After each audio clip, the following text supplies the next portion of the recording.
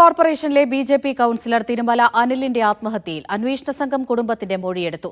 കുടുംബം കൂടുതൽ കാര്യങ്ങൾ തുറന്നു പറയുന്നില്ല എന്ന് പോലീസ് പറഞ്ഞു. കുടുംബത്തിന്റെ മൊഴി വീണ്ടും എടുക്കും.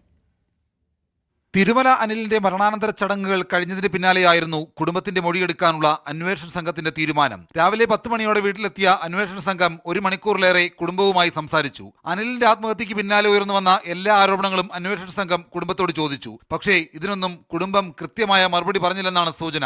അവസാനമായി അനിൽ ആരെയെല്ലാം കണ്ടുവെന്ന ചോദ്യത്തിനും വ്യക്തമായ മറുപടിയില്ല. പലരും വീട്ടിൽ വന്നിട്ടുണ്ടെന്ന് മാത്രമായിരുന്നു കുടുംബത്തിന്റെ മൊഴി. വീണ്ടും കുടുംബത്തിന്റെ മൊഴി രേഖപ്പെടുത്തും. നിലവിൽ ഒന്നും പറയാറായിട്ടില്ല എന്ന് അന്വേഷണ ഉദ്യോഗസ്ഥനും പ്രതികരിച്ചു.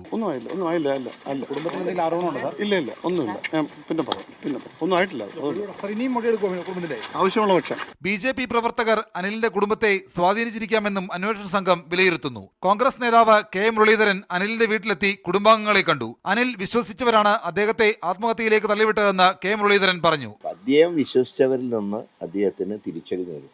പാർട്ടി പറഞ്ഞവർക്കൊക്കെ അദ്ദേഹം ലോൺ കൊടുക്കും. പക്ഷേ ലോൺ എടുത്തവർ തിരിച്ചടയ്ക്കുന്നതിൽ താല്പര്യം കാണിച്ചില്ല. ശിപാർശ കൈയൊഴിഞ്ഞപ്പോഴാണ് അദ്ദേഹം തന്റെ ജീവിതം അവസാനിപ്പിച്ചത്. അനിൽ പ്രവർത്തിച്ചിരുന്ന സഹകരണ സ്ഥാപനവുമായി ബന്ധപ്പെട്ട വിവരങ്ങൾ പോലീസ് നേരത്തെ ശേഖരിച്ചിരുന്നു. മീഡിയ 1 തിരുവനന്തപുരം.